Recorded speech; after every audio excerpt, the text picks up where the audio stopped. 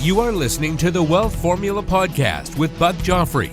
Get ready to change your life. Welcome, everybody. This is Buck Joffrey with the Wealth Formula Podcast coming to you from Montecito, California. And today I would like to, before I begin, just to remind you, there's a website associated with this podcast called wealthformula.com. And if you are interested in getting some of the other resources like, various books and webinar, downloads, and getting on some of our special lists like our investor club, head on over to wealthformula.com. Check it out. Today, I want to talk something a little bit different. I think it's different in the sense that, this is a personal finance show. But listen, personal finance, ultimately, the goal of personal finance is to create some level of economic stability and provide you an opportunity to enjoy your life, right? Be a happy person and ride off into the sunset or something like that. And, this has been something I've been thinking about a lot lately, So let me ask you, when was the happiest time of your life? I mean, like, when I say happiest, I mean inner happy type happy that, just being like super excited and stuff. And the funny thing is, for me, when I really think about it, it's really about when I was a kid. So my childhood was by no means was not all roses. I mean, I didn't grow up super rich or whatever, and it wasn't perfect family, whatever. But, the little things in life brought me a ton of joy when I was a kid. I remember riding my bike to friends' houses and knocking on their doors because that's what we did in the 80s. We didn't have cell phones. We didn't really even bother calling. We just knocked on people's doors and said, "Can you play?" Anyway, getting a group of friends together for impromptu baseball games, street hockey, whatever, or just riding around on the bikes and going places we shouldn't have gone. We used to go to some sort of old military, place in Minneapolis, St. Paul area that was abandoned. I'm sure there was all sorts of chemicals there that we shouldn't have been inhaling or whatever and playing on. But anyway, school too was fun, right? Elementary school felt like a camp. See your friends every day, play at recess, learn some cool stuff once in a while. No pressure, just, pure routine, right? Nothing else. Just kind of like going there every day, not really worrying about anything. And, I had my intellectual curiosities as well. Okay, they were not maybe super high-end intellectual curiosities, but I was an avid reader of the sports page, the newspaper, would follow very closely what was going on in the NHL and the NFL. It was a virtual encyclopedia on all these issues. And it was pure joy for me to scour the library and book some famous athletes. So, that was, to me, that was like a super, super happy time in life. And then by the time high school rolls around, a lot of the joy of academics was gone. Sure, I was a good student, but, it was like, now it was about getting into good colleges and stress and worrying about the future. Well, at least I got to play sports still, so that was fun. I discovered girls, which brought a new level of interest for me to be at school in the first place. And so that was fine. And while I kept a steady state of partying going into college, my academic, work now became more and more of a job. I decided to go to medical school. I realized I couldn't afford to take art, acting classes that I wasn't sure I wasn't going to get an A in. So I just stuck to, as much as I could, advanced biochemistry, molecular biology courses. Of course, that sounds funny to some of you, but yeah, that's what I knew I'd get the A in. So anyway, I wasn't doing any sports anymore at that point. I had no real intellectual pursuits outside of my job. I call it the job as a pre-med student because all I did was study. And I was an organic chemistry tutor too, so I guess that was a job too. And then medical school is really just, it was an extension of that. Specialization, really interesting, but really specialized, not leaving much time for anything else in my life. So now the point of all this is I track these different times in my life, and I can see the quote, inner joy levels dropping precipitously at each step. And why is that? Well, I think my drops, at least in inner happiness, seem to be correlated to the times in my life when I transitioned from enjoying the present time as a kid. Like when you do when you're a kid, you focus on what you're doing. You got your pickup game, knocking on people's doors, right? And then you pretty quickly have to start thinking about the future and the trajectory of going to college and what are you going to do with your life and specializing, And I spent so much of my life sacrificing the present for things in the future. I gave up most of my 20s to medical school and surgical residency. I set my mind to create successful businesses and investments that I could make all the money that I wanted to make. But here's the thing, and this is going to happen. If it hasn't happened to you, it'll happen some point. I'm kind of here. I'm here, right? Sure, I'm always happy to become richer. I'm not, and have more money, but I've already surpassed anything I thought I would make financially. So now what?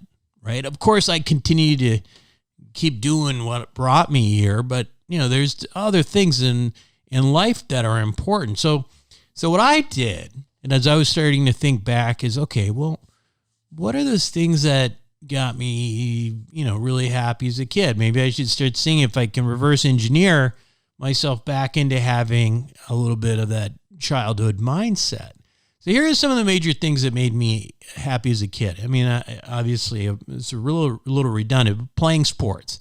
I was a good athlete. I even have one of those elite power athlete genes, according to my chromosome tests.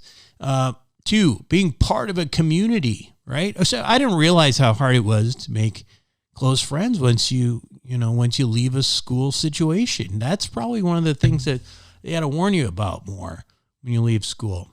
Learning new stuff. And for me, this is critical. I need intellectual stimulation, man.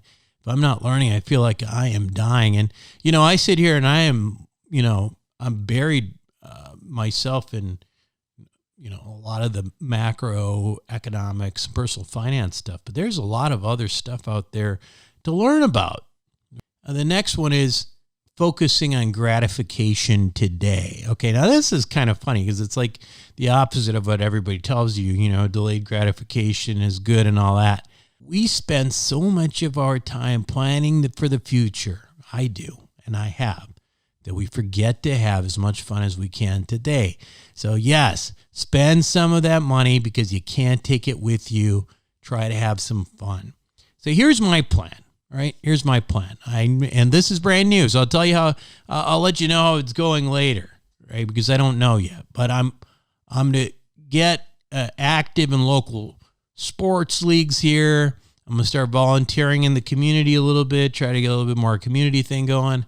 I'm gonna read a book about something random every week, and I'm going to buy some needless, fancy stuff.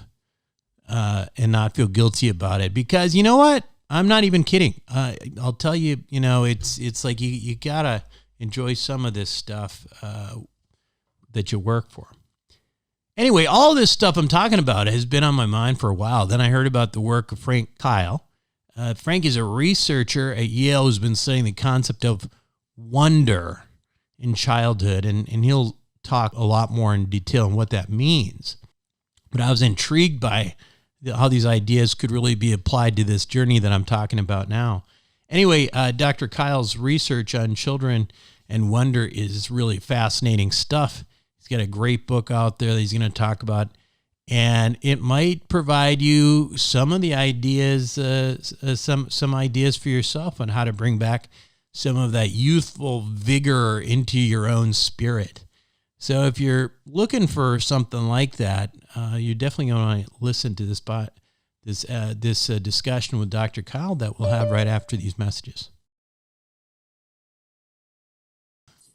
Welcome, everybody. My guest today on Wealth Formula Podcast is Dr. Frank C. Keil, PhD, and he is the Director of Cognition and Development Lab at Yale University. He's also the author of a recent book called Wonder, Childhood and Lifelong Love of Science.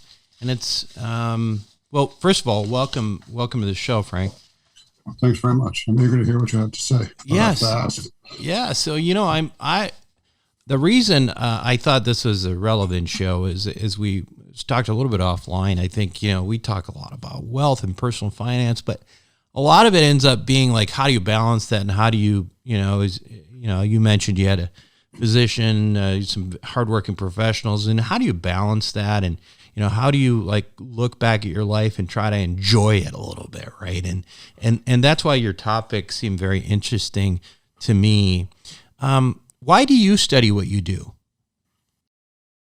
Well, I'll tell you why I studied Wonder, because that's what the book's about. And I do a lot of different things, but that's a big focus recently. And one of the reasons is because it is an incredibly satisfying thing to do. And we're wired to wonder. One of the great discoveries of the last 20 or 30 years of scientific research is that children, even before they can speak, infants are out there making inquiries about the world through their explorations. And they're trying to understand the answers to why and how questions, not just facts, but why and how questions. This is a ferocious desire to learn how the world works. And by the time they go to age 4 to 5, some kids are asking up to 100 why questions a day. The crazy thing is that most kids, once they start school, it plummets to 2 or 3 questions a day, if that. This amazing drop. Not in everyone. A few people keep it alive and keep fanning it and live lifelong, tremendous, intellectually exciting lives of wonder. And it doesn't matter in your profession, it's just a cognitive style that you can't get stomped out of you. So the book is about how this happens and how we can stop it, because it doesn't cost anything to wonder. Wonder is immensely fulfilling. You listen to the lives of great polymaths and other scientists, and even non-scientists, and often the last thing they want to do in their life is learn more about how the world works. I'll give you lots of examples of life. How are, you talk a little bit about, the wonder, and obviously there's a, part of the thesis is that this wonder in general, this joy, describe that for me. What exactly is wonder? It's very important to get my meaning clear, because there are very different meanings over the centuries. What I mean is something that's sort of a blend of people like Rachel Carlson and Richard Feynman. It means a true delight in the complexity of the world and an eagerness to explore. It's not being stupefied in kind of a helpless awe. We go, oh, wow, I can't understand that. It's too amazing to even begin. It's just the opposite. It's, boy, is that interesting. I want to explore that. So it's a weird combination of intellectual humility and boldness. Boldness and daring because you want to think about it, want to understand it, but humility because you realize how little you know. And I think that's what's so special about it. It's an unusual combination. And that's the way I mean it. And that's the way kids show it early on. They're very, very excited to learn, but they also know they don't know. So let's just in general, if you had to generalize how children's cognitive dispositions are different from adults, how would you? I don't think they're as different as people used to think. People used to think the kids were locked into earlier stages where they didn't have the computational or representational hardware that we do. And that's pretty much fallen away, and it doesn't seem to be true. What may be true is that they're not so cynical about and worried about what people think of them. So they're not as into social comparison. So if they look silly, they don't mind. And they haven't sort of figured out that what they say might actually hurt them. It doesn't really, but they start worrying about that. And so I think they're just a little bit more exuberant. Cognitively, I don't see any major limitations in young kids besides simply knowledge and experience, which we get them lots of if we're good parents. What that means when you're parents is you want to join in the intellectual quest with them. You want to tell them what to know, because we don't know either. We want to be partners. Wonder is a social activity. It's not just lone rangers out there thinking about the world. Almost all the great scientists were social beings. It's interacting with others, trying to discover things together and creating great new insights. We can drill down a little bit on this idea that maybe this is, I'm presuming from what you're saying right now that your thought is that largely the shift away from this wonder from childhood is largely a societal phenomenon, not necessarily that it's hardwired. Yes, that's exactly right. I mean, We know it isn't because I go through the lives of a number of people who don't shift down and lose the wonder. I also talk about some length about Finland and how they completely revamped their school system really radically. It took them 10, 15 years to do it, but they made teaching one of the most elite, challenging professions you could have and respected it. And they put much less stress on evaluating kids and more on independent exploration. And their PISA scores, International Science Ability Scores, soared among the top in the world. There's a very interesting literature on this. It's not perfect, and people make these kind of quasi-religious pilgrimages to Finland to learn their secret, but it's darn good. And so that's an example of how a culture can shift. Other ones do it more demandingly through exams and studying 20 hours a day with tutors. That's not what I recommend at all. I want to be spontaneous joy, not something they come to hate. Do you feel like there's a correlation between the joy of learning and the sort of wonderment and curiosity of the world is it correlated to happiness in children? I think so. That's not been proven. That's not an empirical. Happiness is so hard to define. It's a little tricky. But let me give you an example. When you wonder about something, you're sharpening your lenses and how you see the world. I've been really working with some students at Yale in a seminar how to understand many of the natural phenomena related to spring. What do birds sing? What happens to their song, bird song, brain nuclei would swell each seems to how does it happen? How do certain plants break through the frost? And when I go outside and look around me at spring, it is such a richer experience than it used to be before. I'm seeing a 3D technical kind of world before I saw a black and white, gray, fuzzy one. So I use the metaphor sharpening lenses. Who wouldn't want to have a more crystal clear, more technical lens in the world? That's what wonder brings you because it gives you deeper interpretive structures. And so that's joy. I think it's incredibly fun. I actually make a point with my students to say, if you're not learning something new once a month, or even changing your mind about something which you thought was pretty important, you're not working hard enough because you can't know things that well. You should be really working. You should set targets and evaluate yourself. That may seem ambitious, but once you get in the habit, it's very easy. Do you feel that? Is there examples? I'm still curious about this ability for people to potentially carry that or resurrect that kind of joy into adulthood, because I feel like in thinking about talking to you today, I know what this is. I know what you're referring to because I remember it as a kid. To a certain degree, I think I even remembered it being a little bit older kid, but I was a little bit more of a, as you would describe as a polymath. But you went through the gauntlet too. You were a board certified surgeon, and a few things will stamp out wonder faster than that.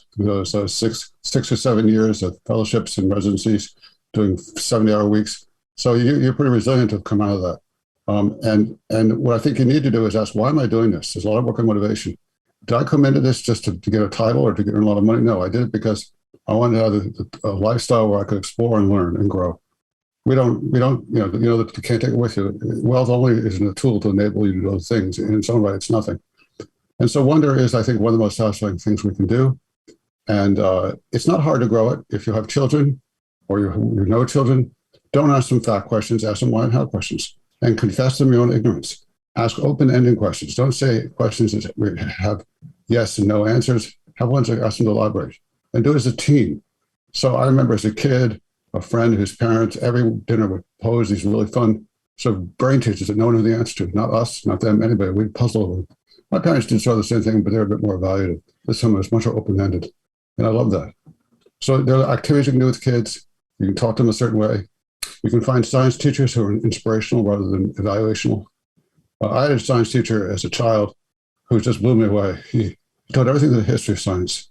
So he taught about internal combustion engines, which at that point were the car engine. From the evolution of chemicals back in China and firecrackers to cannons to steam engines, he did a whole chronological story on how it came together to make piston engines. And about the same time as a traditional science curriculum. And it made it so real, so fascinating, so human. And I remember every lesson he took as a kid in the 4th and 5th grade. And those kinds of teachers can make a difference. So if you see them, grab onto them and hold on to them for your kids. I'm curious in terms of if this is a change that's caused by society rather than them being hardwired. Are there other cultures? Well, I mentioned the Finnish culture. The opposite Finland, the opposite cultures would be those that are so intense on evaluations and testing. And by the way, I'm not against standardized testing. I think we have to get a sense of merit. There's a whole other issue I'm not an expert on, but I read on a lot. I do with merit and economic strength. I'm sure you know about and read about this. So I think it's a complicated issue. But if kids feel they're being evaluated, the only reason they're learning is to get a lot of wrong, that stifles motivation. Motivation has to be saying, I want to do this because I do it, not because of an external reward. I want to learn because it's fun and I have a richer life experience. So if you are in a culture where achievement is important and it's a meritocracy, they can have that, but you have to also remind them that part of just the joy of learning. And it's a tricky balance. I don't mean to underestimate it. You went to good schools. I went to good schools. You have to work very hard and do well in those standardized tests. But you have to ask, why am I doing this? And your parents have to take the right attitude. But also, I think there's a, in some respect, and I'm sure you've addressed this, but there's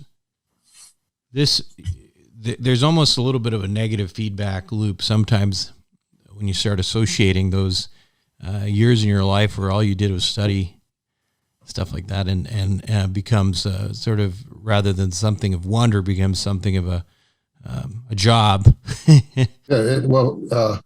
Mark Lepper, a psychologist at Stanford years ago, wrote a paper called Turning Play into Work. And that's what you can do.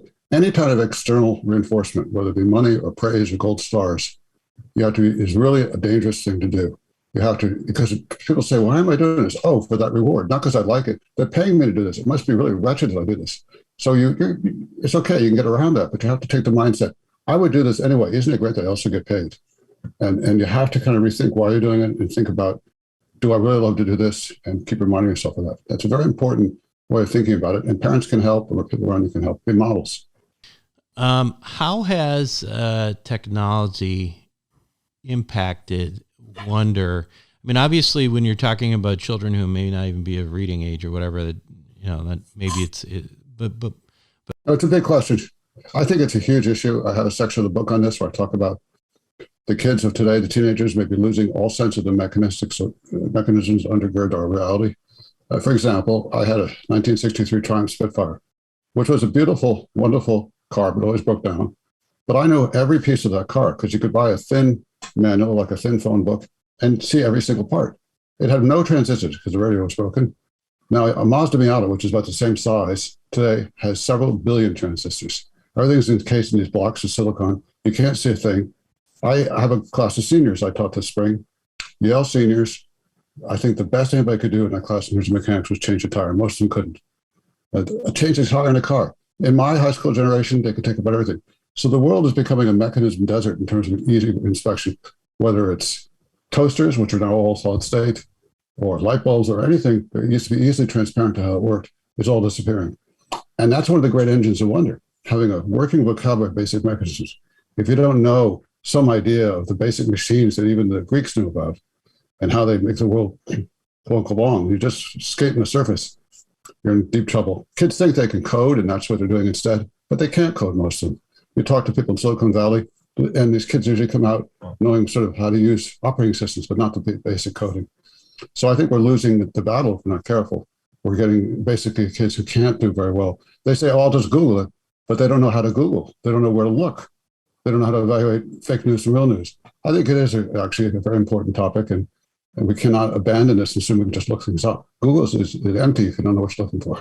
Yeah, I mean, it is one of those things. I think it's curious to me because on the other hand, obviously you have the ability to, if you have access to a computer or a smartphone or whatever, you could actually learn about things, all sorts of things that if you wanted to. When I was in elementary school, we'd have to hit the stacks and microfiche and all that. But the key word is learn all sorts of things. What happens today is you get misdirected. So much of the software on the internet is designed to send you to extremes, to get you to do clickbait. So try to look up something about health. Try to look up whether vitamins are good for you, which are mostly, almost 95% of the vitamins that people take out of a section of the book on this are completely unneeded. They're in your diet. They're simply unnecessary. It's a huge multi-billion-dollar economy. And people are unable to evaluate that because when they go through Google without a sophisticated lens, without any sense of how things work, any sense of biological mechanisms, of ceiling effects, they get lost. And it's whether it's global warming, or health. I mean, health is the most fascinating case. It's an enormous part of our economy, and most people have the most distorted or impoverished sense of how to value what claims are made. How can you restore wonder, or can you practice strengthening wonder? Is there in adults? I do this with seniors, and a senior seminar for departing seniors on wonder, and I make them come up with something that they haven't thought about ever and learn about it. How do birds sing songs? Turns out they don't have vocal cords. They have this thing called shrieks, where they have two little sort of muscular systems there. They can actually do duos in their own one throat, and they have a whole different way that's evolved. And so when they learn that, they come alive. And every week they have to make a 5-10 minute presentation about something they've never thought of before, and then talk about how it's changed them. And almost all of them find it incredibly rewarding and fun. And then they start taking on more and more. So you just get people to practice that. You pose questions. It's best to pose questions you know the answer to. So next time you talk to, assume you have kids? I do. I have 3 little girls. Yeah. How old are they? 13, 9, and 7. And yes, perfect. They are very curious. Very curious. No, that's good. They haven't stomped out yet. Ask them questions at dinner. Ask them questions which you don't know the answer to. Yeah. And there's so many fascinating things. I have a 3-year-old the granddaughter who's extremely curious, and she's made me learn all sorts of things I haven't thought of before. So, yeah, it's fascinating stuff. So I'm curious. Also, in your adult, tell me a little bit about the studies like that you've done. Like, I mean, I'm curious if you can give us some examples of. Sure. Since we do have sort of a scientific bent. Well, I'll start with some very young ones because this is one of the studies we did. Others have done similar studies. It just blew me away. It's a little hard to describe, so I'll go a little slowly. Imagine, I'll give you a metaphorical case, and we can take the precise stimuli materials if you want. Imagine you come into a room and everything is strewn all over the place. It's a complete mess. It's like your adolescent's nightmare. All the toys, all the clothing, it's this big mess. And now you see a ball roll into the room, and the ball leaves. It's a dynamic ball, and it's all suddenly ordered. You think that would be crazy. If you saw a very neatly ordered room, you saw a big, huge, medicine ball rolling and hair going around, come out, and everything's a mess. That makes sense. So you can go from order to disorder with either an animate agent or an inanimate agent, but you can only go from disorder to order with an animate agent. We created those scenarios in videos with kids who couldn't speak, 11-month-olds, and they would be shocked when a ball could create order, but totally unsurprised when an intentional agent could. And so it's almost like the idea about entropy, and only intentional agents can create order. And they get this at some intuitive level and replicate it in some other labs before they can even speak. That's probably the most profound example. We did a lot of work on that. We've done work with 3- and 4-year-olds showing their most fascinating mechanism, not by facts, not by even function, but they want to know the clock works. That's what they find the most satisfying. That's what they think is the most interesting and most sustaining. They think that someone who has that kind of knowledge has the most power to make generalizations and learn about other things. They get it. And so we do lots of studies on that. What kind of information do kids find attractive? What can they learn the most from? And what context is it most powerful? And one of it is the social context. We've done work on cooperation versus competition in argument. Arguing to win versus arguing to learn. In too many cultures, people think the only point of arguments is what lawyers do. You're trying to smash the other guy. But arguments are incredibly powerful vehicles for learning cooperatively. I have lab meetings once a week. We argue all the time, but it's not to beat the other person. It's to build something by stress testing each other's ideas. I think the most successful companies and corporations, venture capital, whatever, they're always arguing, but not to destroy each other, but to try to figure out what are the weaknesses, and probe and figure out how to make things go together. And that's a mindset thing that you can do. And we have data on that, showing that you can induce one kind of mindset versus the other and make a huge difference. Does that make sense? Yeah, absolutely. Well, good stuff, Dr. Keil. This has been really fun. Again, the book is Wonder, Childhood and the Lifelong Love of Science. I know it's available on Amazon and I assume the rest of the usual outlets. Yes, it's everywhere, and Kindle and also hard copy. I will give kudos to my artist who made an artist at the press, the publisher, made a gorgeous cover. So I recommend the hard copy. And yeah, good. And then it's obviously written in a manner where you don't have to have a significant science background. It's just You have to have some wonder, right? I mean, that's really what it comes down to. I think you'll find it rewarding if you've never had a word of psychology, as long as you read it with care and interest, and you're eager to learn more about the world. And we all should. It's universal. Thanks for coming on Wealth Formula Podcast, Dr. Keil. Thank you very much for having me. We'll be right back. Welcome back to the show, everyone. Hope you enjoyed it. And yeah, I know it's not a personal finance show, but again, we have to sometimes figure out what what exactly it is that we're trying to do here. Like, the reason we try to make enough money and have personal success in personal finance is ultimately so we can enjoy our life. And we're not, most of you, pretty much everybody who listens to this podcast is smart and has a lot of interests. And I think if you go back and you try to think about the things that made you happy when you were younger and try to implement more of those things in your life as you can, as you start making more money, I would encourage you to do so. And then maybe we can check back and see how each other are doing. That's it for me this week on Wealth Formula Podcast. This is Buck Joffrey signing off. Thank you for listening to the Wealth Formula Podcast. Visit us on the web at wealthformula.com. The information contained in this podcast are opinions, not fact. As always, consult your own financial team before making any investment. See you next time.